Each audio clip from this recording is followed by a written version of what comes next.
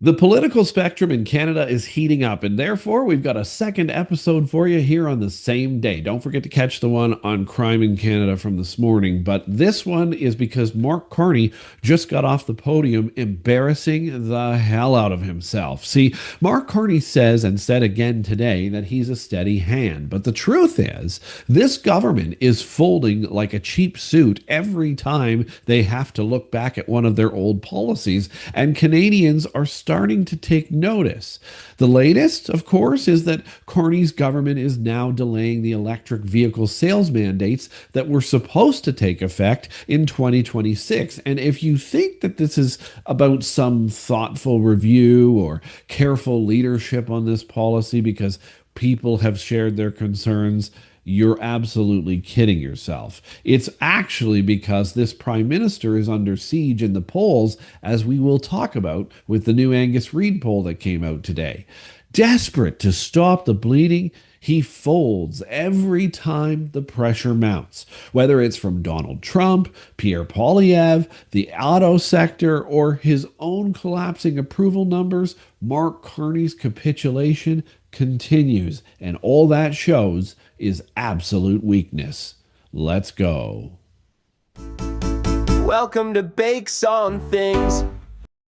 Welcome back to Bakes on Things. Don't forget to like, subscribe, and of course, share your thoughts in the comments down below, but also share the video.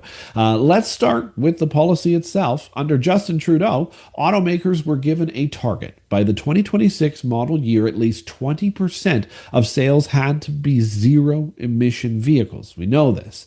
That was the benchmark. And this was whether you liked it or not. And a lot of us don't like this mandate, but at least it was a solid benchmark. At least it was clear.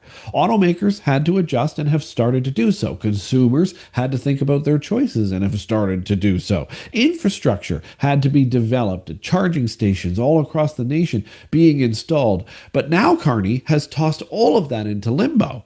Instead of enforcing it, his own policy, and being confident in the fact that he believes in it, his government will launch a so-called review of the EV availability standard. Now, don't get me wrong. I hope they scrap this entire thing. That's always been my opinion.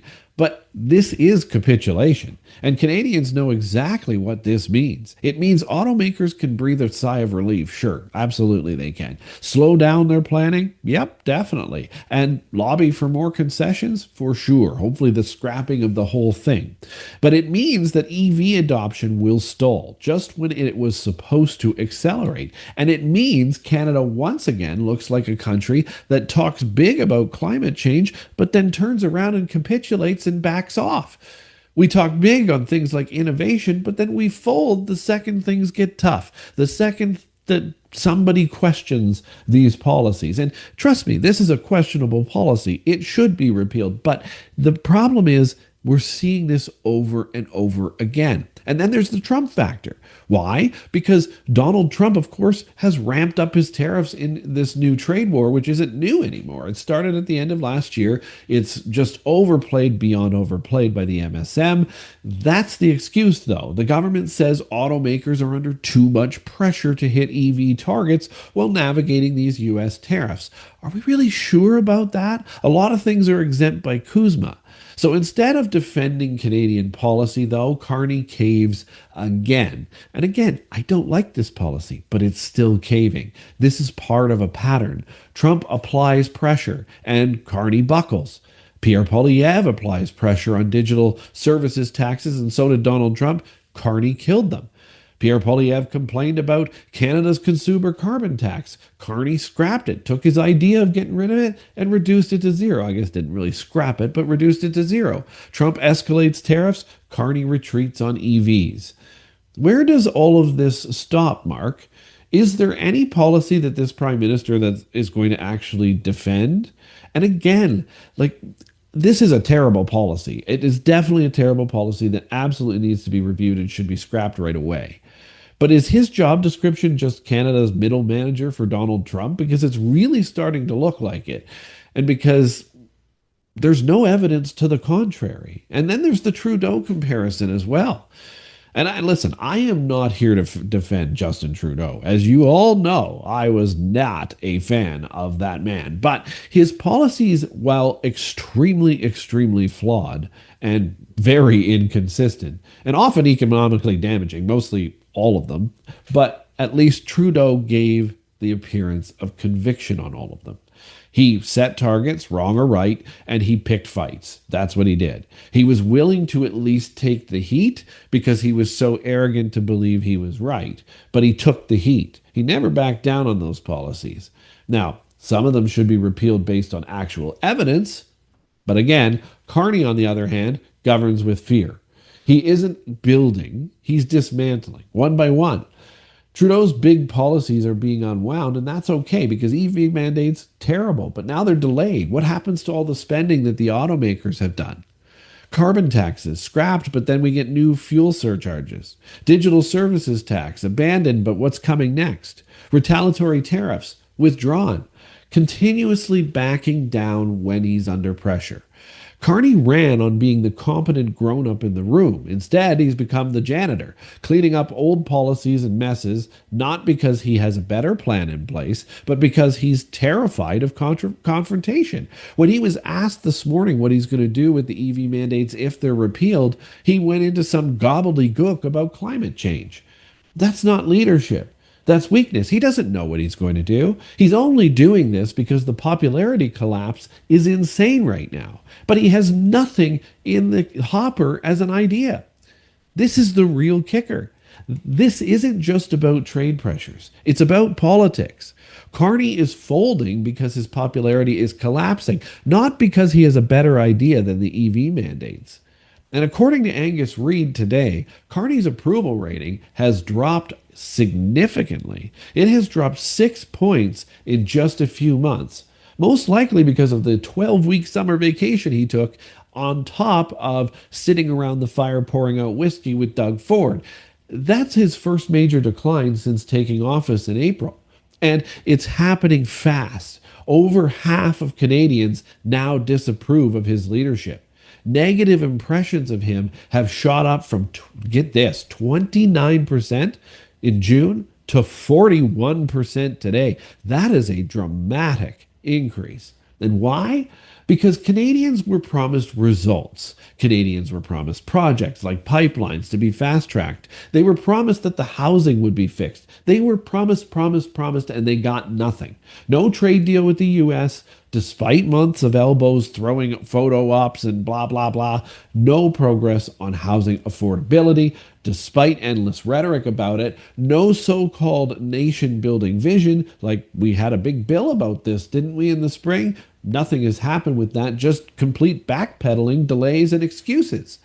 The numbers do tell the story. Pierre Poilievre's Conservatives are now starting to take back the lead. They lead Carney's Liberals 40% to 38% nationally, according to this poll. Now, I'm not a huge fan of polls either, as you know, so there's some margin for error here. I get that, but they dominate in Saskatchewan and Alberta. They're competitive, very much so, in Ontario, and they're pulling ahead in British Columbia. Carney's Liberals only hold an advantage, rather a large one for some reason, in Atlantic Canada, and even there, the margin is still shrinking, though wildly large. I still don't get what Atlantic Canada is thinking. This isn't just one bad poll for him, though. It's the start of a trend, and they know it. Canadians are weary of this Liberal government, and they're even more weary of the rookie Prime Minister who promised competence but has delivered cowardice at every turn. They see the summer slipping away. It's gone. The summer slipped by with no trade deal, no results, nothing to show for months of negotiations with the US or even China. Even Angus Reid called it a Seinfeld summer. That's pretty scary when the poll is calling you names. A summer about nothing. And now Canadians are starting to punish him for it. You see shows like this, everything outside of mainstream media sees the truth and is addressing it right now. And then why did Carney fold on EVs? I mean, we all don't like the EV mandate. I get that. It's not just about Trump's tariffs, though, here. That's what he says it's about, but it's not. It's about his own collapsing support. He knows the auto sector is powerful in Ontario, the battleground province that will decide the next election. He knows that unions have stopped supporting him, even the one he tried to mandate back to work with the flight attendants who voted for him clearly, or at least supported him. He knows automakers were already skeptical about Trudeau's EV mandates. They have been complaining and yelling about this for since he got into office. He knows workers in assembly plants fear layoffs. And with his poll numbers starting to tank, he can't afford to look like he's fighting industry or taking risks when Pierre Poilievre gets back into Parliament to take him to task starting September 15th. He knows he's in trouble. So what does he do? He folds. He tries to buy himself some breathing room by appeasing automakers, hoping it will stop his popularity from sliding any further, but also to take a piece of ammunition away from Pierre Poilievre September 15th, or at least put it on pause. But Carney, here's the truth, because every time Carney folds, he doesn't look stronger, he looks weaker. He does not look like a strong prime minister as far as I could throw a strong prime minister. Canadians don't respect a leader who backtracks under pressure. They see it for what it is: political desperation, changing with the tides, changing with the wind. They stole all of the conservative ideas in the campaign to get themselves elected. They're going to do it again. They're doing it right now. And here's where it really hits home. When Carney folds, it's not the auto executives who pay for it, although they have paid all of these retrogrades and everything else so far. It's not the lobbyists in Ottawa. It's you. It's ordinary Canadians, families who are already stretched to the absolute breaking point in this country. Think about what this EV delay actually means in practice. And by the way, to know it's fake, when he was asked this morning by CTV if it will open the door to releasing the 100% tariffs on cheaper Chinese EVs, he babbled and bummed and ommed and awed all the way through it. But this throws the entire car market into confusion now. Consumers don't know what to expect anymore. Do you wait 2 years to buy an electric vehicle because this thing's going to re-up itself after 2026? Or do you stick with gas because you know they're going to get rid of this because the pressure will be too high? Do you believe the government will eventually bring back mandates, or assume they'll just keep pushing them off because they realize how unpopular it is? That uncertainty drives up costs because automakers don't have to compete as aggressively. They can drag their feet on this now, limit supply, and keep prices high. And who gets the bill for that? Who is the one that gets squeezed? You, when you go to try to buy a car. Families who just need an affordable car to get to work, to get their kids to hockey practice, to put groceries in the trunk. Look, I agree the EV mandate needs to be scrapped, but scrap it altogether and scrap it right now, because otherwise these extra costs are coming. Then there's the infrastructure side of everything. All the upgrades they've made. Every time the government delays an EV target, provinces, municipalities, and private investors take their foot off the gas when it comes to putting in things like chargers in public areas and building the whole charging infrastructure stations across the country. Why would they sink money into networks of chargers if the federal government itself isn't really sure, isn't committed, is waffling back and forth on whether they're going to actually mandate this or not? That means in cities across Canada, especially outside Toronto and Vancouver, where charging stations are a dime a dozen, charging will still remain scarce. And when charging is scarce, adoption slows down even further. This is where this is starting to get crazy, because Canadians are left in a no man's land. EVs that are too expensive, gas cars that are rising in costs and still heavily taxed, and infrastructure that doesn't support anything. It doesn't meet the needs of either side anymore. This is where Canada is right now in this whole thing, and pausing this today makes it even worse. Just repeal the damn thing, because it's bigger than just cars. This EV delay is one part of a broader pattern where Carney's concessions always land hardest on the backs of ordinary Canadian citizens. Look at the tariffs, for example. Carney withdrew Canada's retaliatory tariffs on the US, right? U.S. imports on things that are covered under Kuzma, hoping that Trump would ease up on some of the other tariffs. Did it work? No. Trump's just returning to the table, but he didn't ease up on anything yet. Americans are still hammering us with the exact same tariffs they had implemented months ago. We should have released these tariffs long ago, but Canadians now pay higher prices on everything from cars to consumer goods to groceries without any leverage in return. That's not strategy, that's just simple and pure surrender. Look at the carbon tax for a second.